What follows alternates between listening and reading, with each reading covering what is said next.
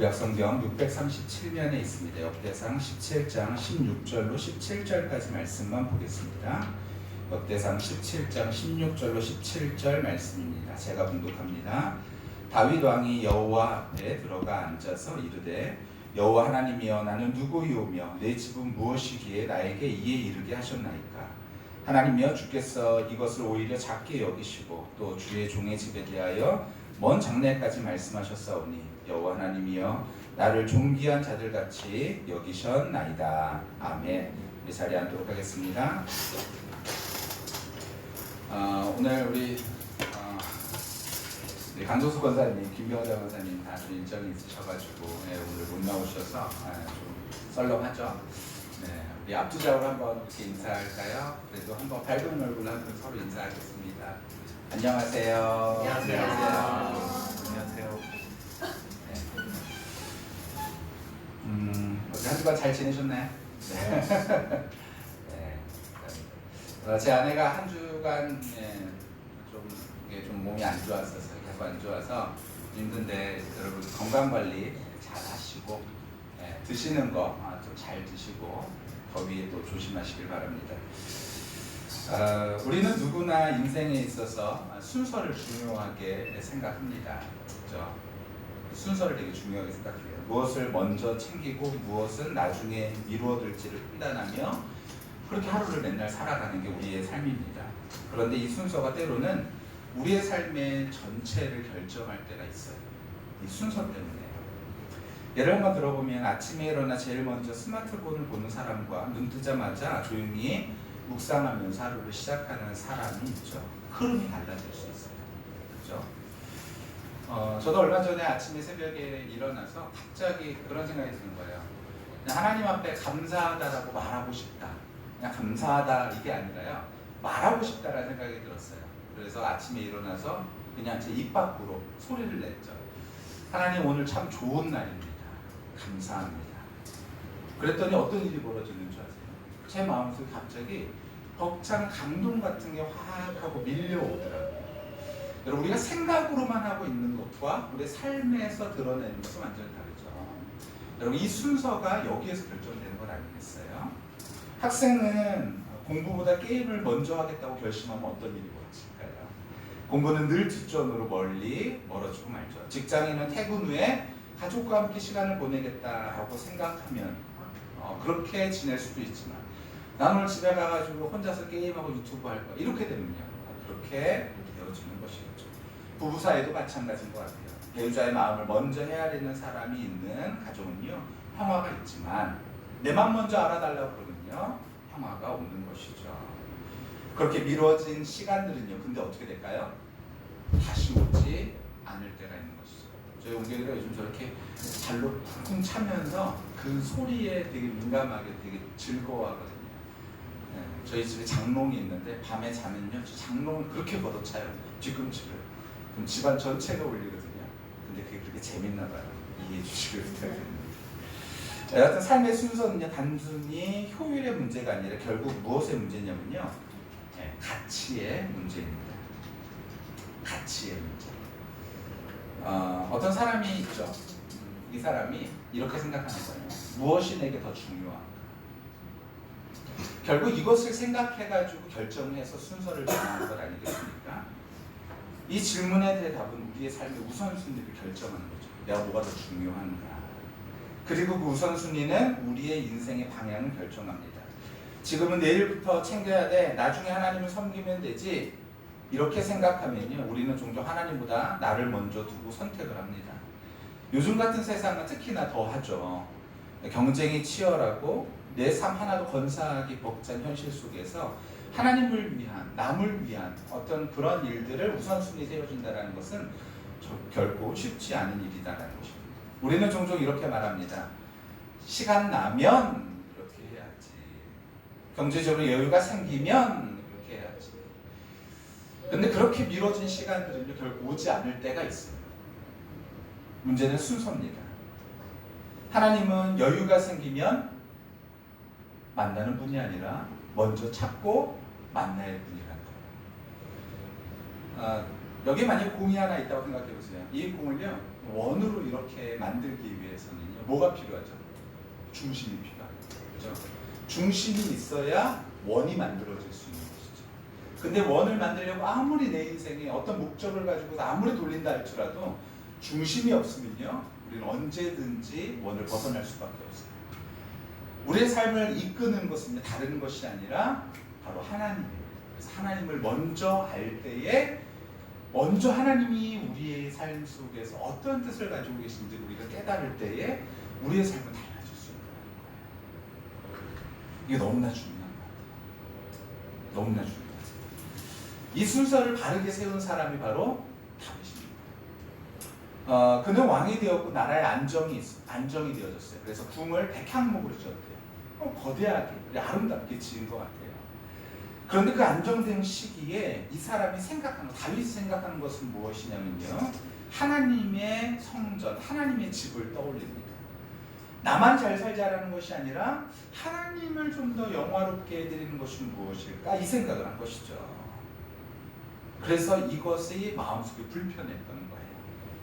결코 쉬운 결정, 쉬운 반응은 아니었는데 그 상태로 어떻게 하면 하나님을 기쁘게 해드릴까? 성전을 짓자라는 생각을 떠올리게 된 거예요. 그래서 성전을 짓고자 합니다. 나단 선지자에게 그의 마음을 전해요. 근데 하나님께서 나단 선지자에게 뭐라고 말씀하셨냐면은 이렇게 말씀하셨어요. 우리 같이 한번 읽어볼까요? 함께 있습니다. 시작.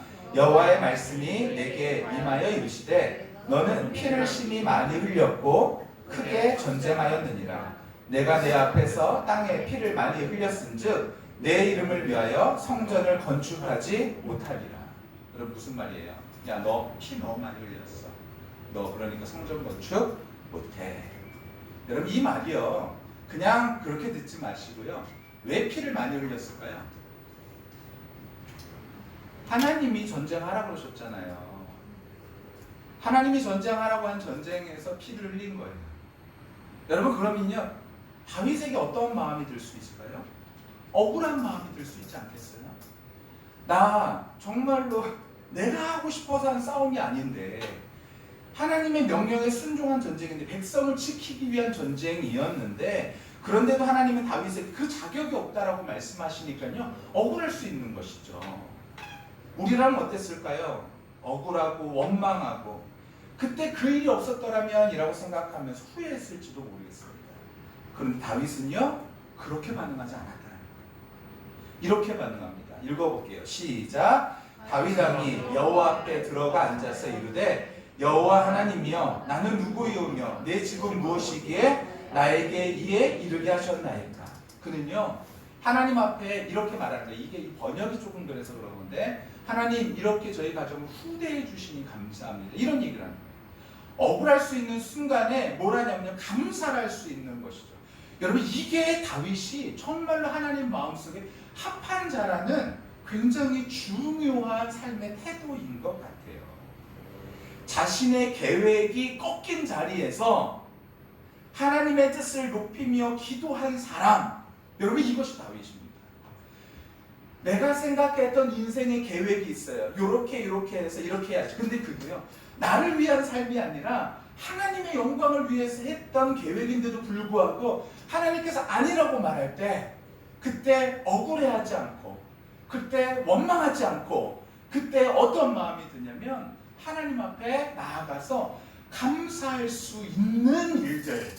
여러분 이것이 다윗의 위대하고도 굉장히 아름다운 삶을 바라보는 태도였다는 것이죠. 2주 전에 신앙은 더하기가 아니라 비우는 용기라는 주제로 함께 말씀을 나눴죠. 하나님 앞에서 내가 무엇을 내려놓고 포기할 수 있는지에 대해서 고민하고 우리는 결단했습니다. 무엇을 선택하고 무엇을 버릴까에 대한 것이었죠. 오늘은 그 결단 후에 내가 그래 이렇게 버려야지, 내가 이렇게 선택해야지, 내 욕심보다 하나님의 뜻을 위해서 결정해야지 하고 내 뜻을 세웠는데도 불구하고 그 뜻이 하나님 앞에서 거절당했을 때, 아니야 라고 말할 때, 그때 우리는 어떻게 반응해야 되는가를 오늘 말씀을 통해서 함께 나누길 원하는 것입니다. 지난 설교가 선택의 순간을 다뤘다면 이제는요, 그 선택이 설사 그것이 하나님 앞에 올바른 일이다 할지라도 그럼에도 불구하고 거절당해서 우리는 어떻게 반응해야 되는가라는 것을 함께 말씀을 나눠보자 하는 것이죠. 두 가지의 길이 있는 것 같아요. 그죠? 근데 제가 오늘 솔직히 새벽에 말씀을 다시 한번 묵상하면서 두 가지의 길이 아니면 세 가지 정도의 길이 있구나라는 것을 생각했는데 이것을 설교문에 담기에는 너무 늦은 시간이었어요. 오늘 두 가지만 함께 다뤘으면 좋겠습니다. 첫 번째는 뭘까요? 자기 합리화. 어떤 일이 거부가 걸려졌을 때, 선택하는 데 있어서 거부가 걸려졌을 때 우리가 어떻게 하면 자기 합리화를 하죠. 또 하나는 뭐죠? 스스로를 자책합니다. 첫 번째 볼 수 있는 선택이 바로 자기 합리화죠. 사람은 뜻이 막히면요 이유를 찾습죠. 그리고 그 이유를요 내 안에서 찾기도 하지만 거의 대부분요 외부적인 요인에서 찾아요. 왜 안 되는가? 외부적인 요인에서 찾는 것이죠. 하나님이 다윗에게 성전을 짓지 못하게 하신 이유는요 그의 손에 피가 너무 많았기 때문이다 라고 말씀하셨어요. 다윗의 반응은요 그 전쟁 하나님이 시킨 거 아닙니까? 이렇게 말할 수 있었죠. 아담과 하와가 첫 번째로 그 선악을 알게 한 나무 열매를 따먹었을 때 아담과 하와가 뭐라 그랬죠? 하나님이 만들어주신 짝꿍 때문에 먹은 거다 이렇게 말했죠. 이게 바로 인간의 죄성이에요. 인간의 죄성은요 자기 합리화를 합니다. 나는 괜찮아. 나한테는 문제가 없어. 이거 다른 것에서의 문제야. 그러면서 그것에서 문제에 대해서 비판하고 문제에 대해서 억울해하고 힘들어하죠. 예전에 네이버 사건이라고 혹시 들어보신 적 있으세요? 네이버 사건이라고 네이버의 굉장히 그래도 꽤 높은 자리에 있었던 사람이요. 이 직장 상사의 갑질로 인하여서 견디지 못하고 투신 자살해가지고 죽었던 사건이 그 직장 동료들의 어떤 증언으로 인하여서 드러나고 그래서 그 사회적 문제가 됐었던 게 이 네이버 사건인데 이 네이버 사건에 이 돌아가셨던 분 그분이 저희 형 교회의 집사님이셨어요. 그 네이버 사옥이 그 네이버 거기가 그 저기 분당에 있거든요. 그래서 그 교회에 같이 다니셨어요. 이분이요 굉장히 신실한 분이셨대요. 근데 굉장히 신실한 분이셨는데 이 직장 상사가요 굉장히 힘들게 했던 거예요. 말로 너 같은 인간이 우리 회사에 들어와 같이 서울대인데 이 사람 서울대 선배고 후배인데 네 같은 사람이 우리 회사에 들어와 막 이러면서 인신공격을 한 거예요. 너 같은 인간은 어디 가도 쓸모없는 인간이야. 맨날 그런 얘기를 듣는 게 이 사람이 너무나 힘들고 막 제 자존감이 무너지고 그래서 그때 코로나 시절에 20명으로 제한됐을 때 이분은요 그거 알게 되면 회사에서 좀 큰 문제가 있는데도 마스크 쓰고 혼자서 조용히 와가지고 예배 자리에서 맨날 이렇게 울면서 그렇게 예배 드리셨거든요. 20명 돼가지고 못 온다 그럴 때도 뒤에 와가지고 어찌됐든 와가지고 진짜 간절히 그렇게 기도했던 분이었대요. 그런데 직장 상사의 마지막 전화를 받고 이분이요 재택근무하면서 마지막 전화를 받고 이분이 방에 들어갔는데 방에 들어가 보니까 이게 부인이 있었잖아요. 근데 부인이 온라인으로 구역일을 드리고 있었대요. 그래서 말을 한마디 하지 못하고 이분이요 그 문을 닫고서 나와서 아파트 옥상에 올라갔더니 뛰어내려가지고 투신자서 그래서 돌아가신 거예요. 여러분 근데 그때 돌아가셨을 때 이 부인이 어떻게 했냐면요 물론 마음이 이해는 되지 못하는 건 아니에요. 충분히 이해는 되죠. 근데 이분이 어떻게 했냐면요 가가지고 교회에 쫓아가고 교회에 쫓아가서 목사님하고 사모님한테 막 진짜 그냥 막 욕을 해대면서 왜 당신들이 왜 목회자가 돼가지고 왜 사모가 돼가지고 왜 남편을 막아주지 않았냐 그러면서 막 그렇게 욕을 하면서 막 사모님이 그 얘기를 듣고 너무너무나 힘들었다라는 거예요. 그래서 교회적으로도 그 일들 때문에 인해서 너무너무나 힘든 그런 일들이 벌어졌다는 것이죠. 여러분 우리는 문제가 생기면요 그것에 대해서 원인을 첫 번째로 어디서 찾나요? 많은 경우에 외부적인 문제를 찾죠. 외부적으로 너 때문에 그것 때문에 오늘 다윗은요 하나님 때문에 이렇게 말할 수 있었겠죠. 성경에서도 보면요 이런 외부적인 요인을 얘기했던 사람이 있었어요. 누구였죠? 사울. 우리 한번 같이 한번 읽어볼까요? 15장 20절입니다. 함께 읽습니다. 시작. 사울이 사무엘에게 이르되 나는 실로 여호와의 목소리를 청종하여 여호와께서 보내신 길로 가서 아말렉과 아각을 끌어왔고 아말렉 사람들을 진멸하였으나 다만 백성이 그 마땅히 멸할 것 중에서 가장 좋은 곳으로 길갈에서 당신의 하나님 여호와께 제사하고 양과 소를 끌어왔나이다 하는지라. 이게 무슨 말이에요? 사무엘이 사울한테 그러는 거야. 너 그 전쟁 가거든 그냥 다 진멸해. 다 죽여야 돼. 알겠지? 근데 사무엘이 가보니까요 막 동물의 울음소리들이 들리는 거예요. 그러니까 사무엘이 물어본 거예요. 야, 진멸하라고 하지 않았어? 이거 하나님의 음성으로 내가 듣고 그걸 진멸하라 그랬잖아. 근데 이게 뭐야? 그랬더니 사울이 뭐라 그러냐면 이렇게 얘기해요. 21절에 보니까 다만 백성이 그 마땅히 멸할 것 중에서 가장 좋은 것은 살려두자 라고 말했다라는 거예요. 이거 누구 말이에요? 사울이 그렇게 말하는 거예요. 누구 탓하는 거예요? 백성 탓하는 거죠. 백성이 그래가지고 저 이렇게 한 거예요 라고 얘기하는 거예요. 그 백성은 또 누굴 탓하는 거예요? 이거 누구한테 드릴 거라고요? 하나님 앞에 가장 좋은 곳으로 드릴 거였어요. 이렇게 말하는 것이죠. 자기 합리화. 자기 합리화의 대표적인 어떤 그런 모습인 회피죠. 결국 사울은 하나님께 버림받고만. 반면 다윗은 어떻게 하죠? 오늘 이 일들에 대해서 하나님이 아니야라고 말할 때 다윗이 그것에 대하여 너 피 흘렸잖아 이렇게 말할 때 억울합니다 하나님. 제가 하나님 앞에 그냥 이렇게 피 흘리는 겁니까? 하나님이 전쟁하라 그래서 백성 지킨 거라서 이렇게 말하지 않았어요. 오히려 하나님 앞에서 감사할 수 있었죠. 이렇게 고백했잖아요. 같이 한번 읽어볼게요. 시작. 여호와여 오직 주는 하나님이시라. 주께서 이 좋은 것으로 주의 종에게 허락하시고 이제 주께서 종의 왕조에 복을 주사 주 앞에 영원히 두시기를 기뻐하시나이다. 여호와여 주께서 복을 주셨사오니 이 복을 영원히 누리리이다. 하나님 말씀하시고 너무나 안 돼. 하지만 이 후대에 이걸 지켜야 할 거야. 이렇게 말씀하셨죠. 억울해하지 않고 하나님 앞에 감사할 수 있죠. 아니다라고 생각돼야죠. 하나님이 아니라고 말씀하실 때 그때 결단할 수 있는 마음. 여러분 이것도 쉽게 오지 않아요. 뭐라고 말합니까? 주님의 계획이 더 크다. 여러분 이것을 믿는 것이 너무나 중요해요. 하나님의 계획이 더 크다. 내가 생각했던 것에 판단해서 이게 이렇게 되는 것보다 하나님의 계획이 더 크다 라는 것을 믿는 것이 너무너무나 중요한 것 같아요. 이것을 깨달은 다윗은요 자신의 계획이 아니라 하나님의 언약 앞에 무릎을 꿇는 것이죠. 이처럼 다윗은요 자신의 뜻이 막히는 순간에도 하나님의 주권을 온전히 받아들이며 하나님의 뜻에 순종하죠. 이것이 하나님의 마음에 합한 자의 모습이었더라고요. 두 번째는 무엇입니까? 자기 합리화의 반대편에 있는 것이죠. 자기 합리화. 나는 아닌데 이게 문제였어요. 이게 자기 합리화라는 자책은 무엇이죠? 나 때문에 그런가 봐. 아유, 나 때문에 그런가 봐.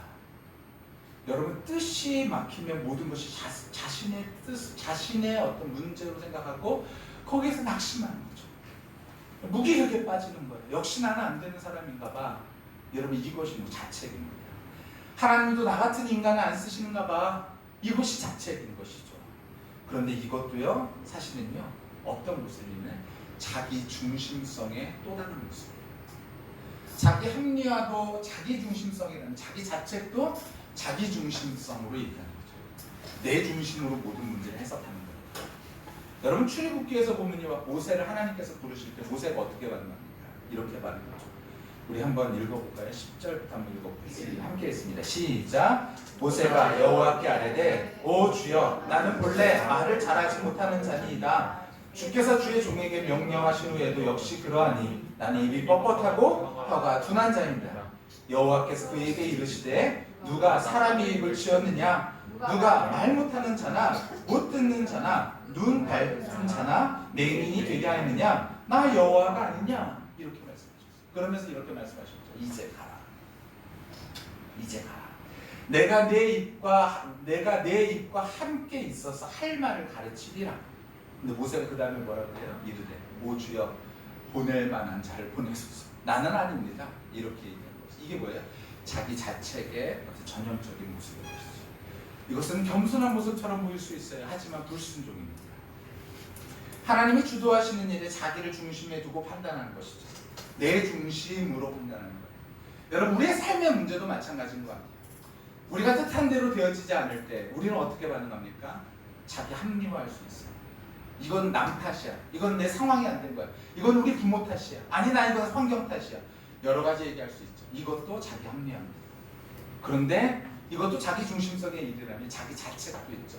내 인생은 안 되나 봐. 아우, 나는 끝났어. 그럼 이것도 내 중심으로 있다는 거죠. 하나님은 어떻게 반응하실까요? 하나님 우리가 어떻게 하기를 원하실까요? 하나님을 믿고 하나님의 말씀에 순종하기를 원하시는 것이죠. 엘리야도 그와 같은 순간들이 있었어요. 엘리야도요. 아합이 엘리야에게 행한 모든 일과 그가 어떻게 했는지를 이세벨에게 말합니다. 그 부인에게 말했어요. 그랬더니 부인이 어떻게 합니까? 이게 어떤 일이에요? 이게요, 거짓 선지자들과 대항해가지고 싸운 일이잖아요. 누가 블레리냐? 이게 참신이다. 이 일 후에 바로입니다. 그 18장에 얘기하면 이게 19장의 일이거든요. 근데 이 이야기를 들었을 때 이세벨이 어떻게 반응하냐면요, 이세벨이 사신을 엘리야에게 보내게 이르되 내가 내일 이맘때쯤 반드시 너 죽여버릴 거야, 이런 얘기하는 거예요. 그랬더니 이때 엘리야가 어떻게 반응합니까? 엘리야가 도망하죠. 그가 이 형편을 보고 일어나 자기의 생명을 위하여 도망합니다. 하나님께서 어떤 분이신지 보여주는데도 불구하고요, 스스로를 자책하는 거죠. 그러면서 뭐라 그래요? 하나님, 저 이제 안 되겠습니다. 저 좀 죽여주세요. 저희 인생은 끝이에요. 라고 말하는 것이죠. 하나님의 능력을 체험한 선지자도요, 자기 감정에 사로잡히면 믿음을 잃게 됩니다. 그때 하나님은 엘리야에게 친히 찾아오셔서 먹이고 쉬게 하시면서 다시 사명을 주셨죠. 하지만요, 다윗은 어떻게 합니까? 스스로를 자책하지도 않았어요. 성전 건축을 맡을 수 없게 되었지만 그는 자기의 자리에서 그것을 축복으로 바꿔냅니다. 어떻게 바꿔냅니까? 아들 솔로몬을 위해서 성전을 준비할 것을, 이제 그 모든 것들을 준비하게 되어지죠. 역대상 22장인데요. 우리 같이 한번 읽어볼게요. 시작. 이제 내 아들아, 여호와께서 너와 함께 계시기를 원하며 내가 형통하여 여호와께서 내게 대하여 말씀하신 대로 내 하나님 여호와의 성전을 건축하며 여호와께서 내게 지혜와 총명을 주사 내게 이스라엘을 다스리게 하시고 내 하나님 여호와의 율법을 지키게 하시기를 더욱 원하노라. 그때에 내가 만일 여호와께서 모세를 통하여 이스라엘에게 명령하신 모든 규례와 법도를 삼가 행하면 형통하리니 강하고 담대하여 두려워하지 말고 놀라지 말지어다. 자기의 자리에서 막혔다 해서요, 그것을 자포자기한 것도 아닙니다. 하나님의 뜻이 이어지도록 다른 세대에 이어지도록 그것을 도왔죠. 여러분, 이것이 너무너무나 중요한 일인 것 같아요. 자기 자책은 겉으로 보기에는 겸손해 보일 수 있지만 그러나 그 속엔 여전히 내가라는 그 중심의 자리를 잡고 있는 것이죠. 진짜 겸손은요, 하나님이 하신 말씀 앞에서 감정과 판단을 때로는 내려놓고 순종하는 것, 이것이 바로 하나님의 마음에 합한 자의 모습이라는 거예요. 그러니까 진짜 문제가 무엇입니까? 진짜 문제는 자기 중심성. 내 중심성, 내 중심으로 스스로에게 빠져서 자책하든지 아니면 자기 합리화를 하든지, 이것이 문제인 것이죠. 진짜 중요한 건 뭐예요? 내 중심으로 생각하는 것이 아니라 하나님이 우리에게 맡겨주신 사명을 발견하고 그 사명대로 살아가는 것이 너무나 중요하다. 여러분, 나무늘보는 어떻게 움직이죠? 나무늘보 움직이는 거 보셨어요? 나무늘보는 이렇게 천천히 움직이죠. 네, 우리 현주가 따라하는데 아주 천천히 움직이죠. 네, 이 세상은요, 뭐가 더 중요합니까? 빠른 게 중요해요? 느린 게 중요해요? 우리가 생각했을 땐 빠른 게 중요하죠. 그러면 이제 세상에서 제일 좋은 동물은 어떤 동물이에요? 하나님이 생각하셨을 때 가장 멋진 동물은 무엇이에요? 우리의 판단대로 보면요, 치타나 사자나 호랑이나 이런 것들이 가장 멋지게 지은 것이죠. 그렇지만 하나님은요, 나무늘보나 호랑이나 사자나 이 모든 것들에게는요, 각자에 맞는 사명을 허락해주셨잖아요. 중요한 건 뭐예요? 이 사명을 깨닫고 사명대로 살아가는 것이 중요하다. 다윗에게 사명은요, 자신이 성전을 건축하는 것이 아니라 그 상황 가운데에서 살아가는 거죠. 하나님의 말씀 안에 사명대로 살아가는 것이죠. 솔로몬의 사명은요, 솔로몬의 사명대로 살아가는 것이죠. 여러분, 우리의 사명은요, 우리의 사명대로 살아가는 거예요. 이것이 중요합니다. 근데 우리는 무엇을 합니까? 비교하죠. 비교해서 이 사람보다 내가 더 열등하다 생각하면 화를 내고, 이 사람보다 내가 더 우월하다 생각하면 우월하고. 제가 참 친한 목사님이 계신데 그 목사님 이런 말씀하셨어요. 저한테 이렇게 얘기하시더라고요. 목회에 있어서 진짜 중요한 것 중에 하나는 이건 것 같아. 그래서 말씀하시는데 뭐라고 하시냐면, 큰 교회에 있다 그래서 우쭐대지 않는 거, 작은 교회에 있다 해서 주눅들지 않는 거, 이게 정말 중요한 거 같아. 이런 얘기를 하시더라고요. 근데 희한하죠? 작은 교회에 있으면요, 작은 교회에 있으면은 큰 교회 목사님들 보면서 뭐라 그러냐면요, 좀 교회가 크다고 우쭐대? 이런 얘기는 하거든요. 근데 스스로 열등하다라고 생각을 떨쳐버리지 못하는 것 같아요. 반대로 큰 교회에 있으면요, 이렇게 목사님들이 자신이 없어, 이렇게 말하지만 자기 스스로는요 굉장히 우월하다고 생각하는 것이죠. 이 두 가지 다 문제죠. 뭐가 중요합니까? 그 안에서 사명을 감당하는 것이 중요하다는 거예요. 어떤 자리든지 하나님께서 맡겨주신 그 자리에서 사명을 감당하는 것이 너무나 중요하다는 것이죠. 나에게 맡겨주신 사명, 여러분에게 맡겨주신 사명은 무엇입니까? 여러분의 가정에게 맡겨주신 사명은 무엇이에요? 여러분, 저희 옹결이를 보면서, 저희는 옹결이가 집에 있습니다. 옹결이랑 우리 가족끼리 이렇게 있잖아요. 그러면은 옹결이를 보면서 너무너무나 사랑스러워요. 너무너무나 감사하죠. 옹결아, 진짜 그런 마음 들어요. 옹결아, 너가 있어서 우리 가정 가운데 하나님의 뜻을 알게 됐어. 옹결아, 너가 있어서 너무나 행복해. 이런 마음이 정말 마음속에 들어요. 희한하죠? 옹결이 어렸을 때 어린이집에서 같이 체육대회를 했어요. 옹결이 같은 아이들의 그 부모님들 다 모여서 체육대회를 해요. 그럼 거기에서 제 마음속에 드는 생각이 무엇이냐면요, 비교해요. 그 안에서도 기능이 좀 더 좋은 애와 기능이 좀 더 안 좋은 애를 비교하게 되죠. 옹결이는 걷잖아요. 옹결이는 뛰잖아요. 옹결이는 뭘 하잖아요. 이걸 보면서요, 어떤 아이들은요 걷지도 못하거든요. 어떤 아이들 말도 못하거든요. 이런 거 보면서 거기 안에서도 기능이 나뉘면서 부모님들 사이에서도 거기에서 뭔가 기싸움처럼 뭔가가 벌어져요. 어떤 아이들은 말도 하거든요. 어떤 아이들은 자기 표현도 하거든요. 거기에서 뭔가 모르는 기싸움이 벌어져요. 근데 더 희한한 건 무엇이냐면요, 정상 아동들, 그런 아이들이 한 번에 모여서 우리 옹결을 알지 못하는 그런 아이들이 한 번에 모여 있는 자리에서 딱 대해지면 그 순간에 또 이렇게 비교하게 되어지는지 몰라요. 희한하죠. 옹결이는 변하지 않았어요. 뭐가 변했어요? 제 마음이 변했죠. 여러분, 하나님께서 우리에게 허락하신 것은요, 사명이죠. 여러분, 우리에게 어떤 사명이 있으십니까? 여러분, 이 사명을 우리가 발견하지 못하고 살아가면요, 인생이 어떻게 되냐면요, 엉망진창이 되어져 버리는 거예요. 엉망진창. 무엇이 중요한지, 무엇이 먼저 해야 되는지 그런 마음도 없이 스스로 자괴감에 빠졌다가, 스스로 우울주의에 빠졌다가, 막 자기 합리화에 빠졌다가, 자책했다가, 여러분, 이런 일들이 벌어진 것이죠. 중요한 거는요, 나에게 허락된 그 일들, 그 사명을 발견하고 그 사명대로 살아가는 것이 너무나 중요하다는 것이죠. 여러분, 이 사명을 발견하셨습니까? 여러분, 어떻게 살아야 될지, 내가 어떻게 살아가면 하나님이 기뻐하시는 삶이신지, 여러분 혹시 사명을 발견하지 못하셨습니까? 여러분, 우리의 사명, 우리가 어떻게 발견할 수 있을까요?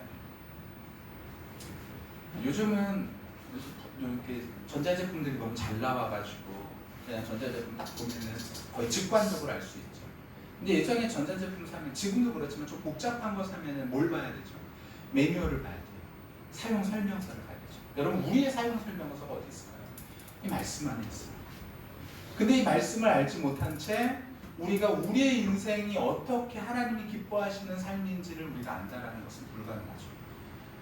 우리가 하나님께서 우리에게 원하시는 것은 무엇인지를 발견하고 사명 따라서 살아갈 수 있는 저와 우리 모두가 되어질 때 우리는 그 인생이 흔들리지 아니하고 아름답고 멋지게 살아갈 수 있는 인생이 되실 수 있다는 것이죠. 어저께 케냐 선교사님을 만났어요. 이 케냐 선교사님이 제가 어렸을 때 교회의 형이었거든요. 근데 제가 오래 보진 못했어요. 어렸을 때 중학교 때까지밖에 못 봤어요. 왜냐하면 이 형은 중학교 때 외국으로 나가서 유학생활을 했었거든요. 싱가포르, 미국 이런 데서만 살았어요. 그래서 방학 때만 간간히 왔을 때 그때만 봤던 형이에요.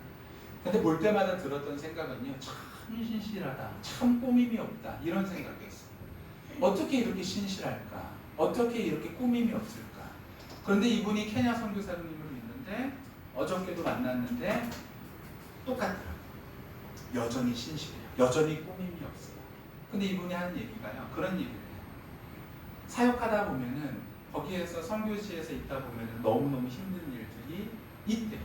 있는데도 불구하고 하나님 안에서 그 복음을 전하는 게 너무 즐거워요. 이게 무슨 말입니까? 이분은 사명을 발견합니다. 케냐가 우리가 이제 그분 이야기를 다 듣지 못했지만요. 저는 이제 그분을 예전에 들었던 거는 한 번은 이제 선교사님들이 이제 오셔가지고 차에서 이동하고 있는데 거기에서 갑자기 무장 강도가 나타난 거예요. 케냐에서 무장 강도가 나타나가지고 그 앞으로 이제 총을 던지면서 쏴. 진짜 총. 장난감 총이 아니에요. 진짜 총. 실탄 들어있는. 쏴. 여러분 얼마나 무섭겠어요. 그 다음에 거기는 가진 거 다 내놓으라고. 돈하고 핸드폰하고. 핸드폰이 되게 케냐에서는 되게 중요하대요. 비싸서 못 사는 거예요. 그래서 다 로비를 뭘로 하냐면 핸드폰으로 로비를 한다고 하더라고요. 그래서 핸드폰 그리고 가지고 있는 거 이거 다 내놓으라고. 다 빼앗기고 막 목숨에 위협당하고 실제로 죽기도 하고요. 아프리카에서는 죽는 게 되게 쉽대요. 그러니까 우리는 한 명 죽으면 나라가 뒤집히잖아요. 케냐나 뭐 이런 데서는요, 만약에 정권에서 문제가 있다 막 이러잖아요. 그럼 어떻게 되냐면요, 막 사람들이 막 문제 있다 뭐 이러면서 막 이제 그 데모하면요, 갑자기 그 데모가 없어진대요. 근데 그 데모가 없어지면서 갑자기 이 대통령의 지지도가 확 올라가요. 그 주변국 중에 한 나라인데 벌써 4년, 4번째 연임을 한 대통령이 있는데 4번째 연임하는데 지금 그 투표율이 몇 퍼센트 나왔냐면 득표율이 97점 몇 퍼센트 나왔어요. 근데 그 나라에는 뭐가 없다고 말하면 로비가 없다고 그래요. 뇌물이 없다고 말한대요. 뇌물이, 그러니까 그 선교사님 들었어요. 뇌물이 없는 게 아니라 돈으로 안 주고 다 뭘로 주냐면 다 핸드폰으로 준대요. 그러니까 그 나라에서는요, 이 차 이렇게 세워가지고 한국 사람이다 그러면 되게 좋아한대요. 대부분 뭐 써요? 삼성 아니면 아이폰 쓰니까요. 되게 좋아한대요. 삼성폰하고 아이폰이 엄청 비싸대요, 거기에서요. 그러니까 그거 다 뺏어가요. 근데 선교사님이 그런 얘기 하세요. 차 타고 외부에 이제 설교하러 가다 보면요, 여기 이 지역, 저기 저 지역 가다 보면요, 그 도로가요, 우리나라처럼 포장도로가 아니잖아요. 비포장도로도 되게 많잖아요. 그럼 차가 퍼지거나 고장나면요, 그럼 거의 대부분 강도들이 와가지고 총을 들고 있는 거 다 뺏어. 이런 일들이 비일비재하다는 거예요. 근데 그분이 그러세요. 뭐라 그러시냐면요, 그래도 자기 너무 감사하다. 왜냐면 하나님 앞에 섰을 때 할 말이 있는 것 같다. 딱 그렇게 얘기하시죠. 하나님 앞에 섰는데 할 말이 있다.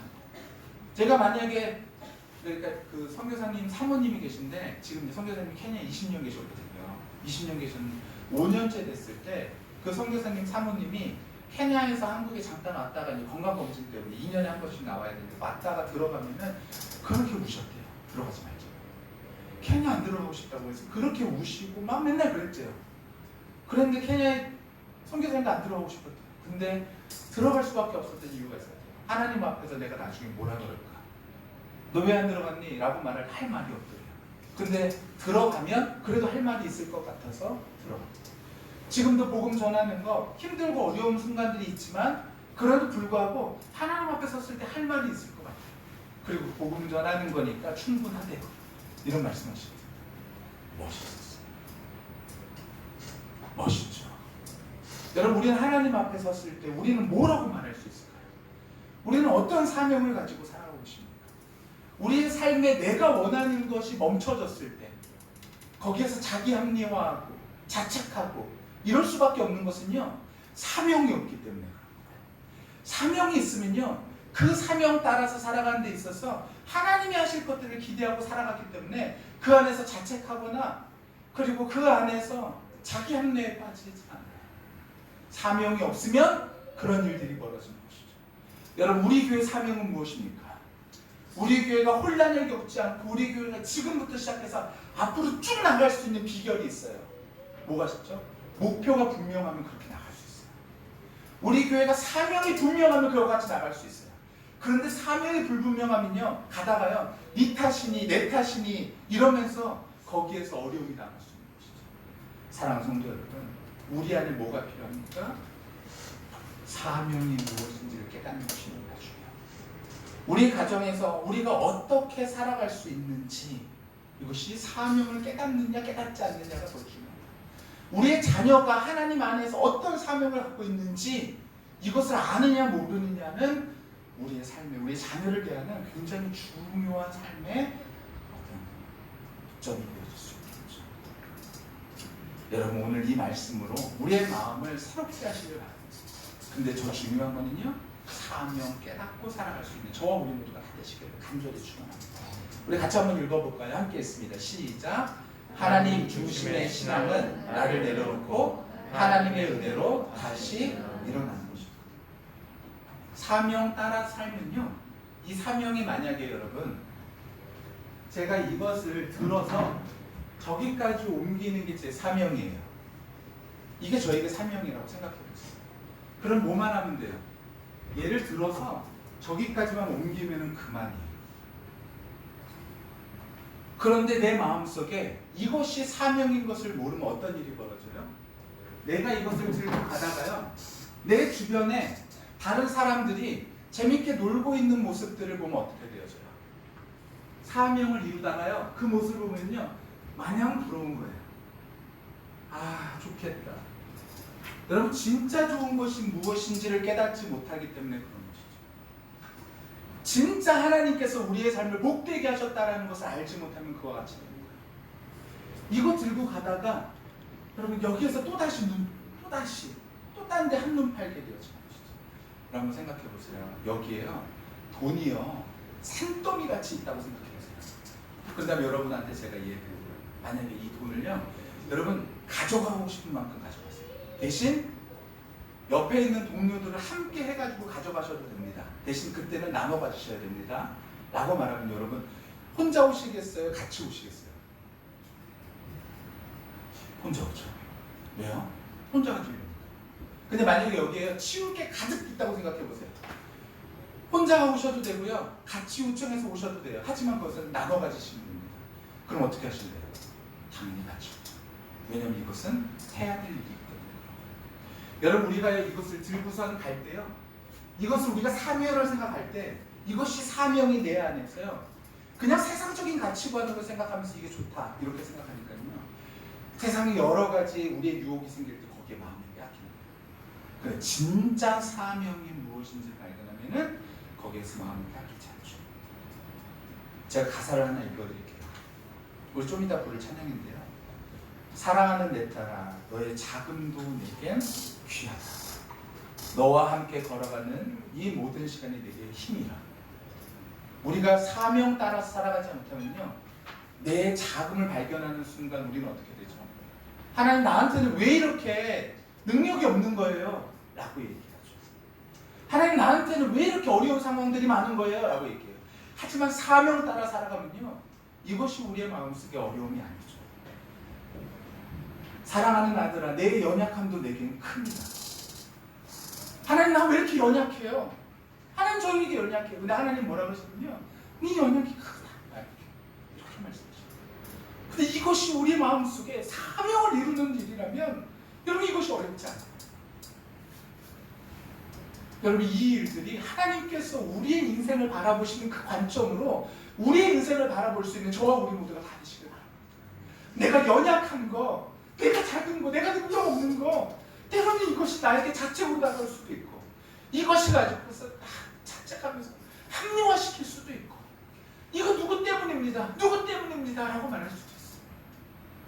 여러분, 근데요, 하나님이 우리에게 말씀하시는, 내가 너를 안다고 말씀하시고, 내가 너가 누군지 알아. 근데 내가 너를 그 자리에 맡겼다는 거.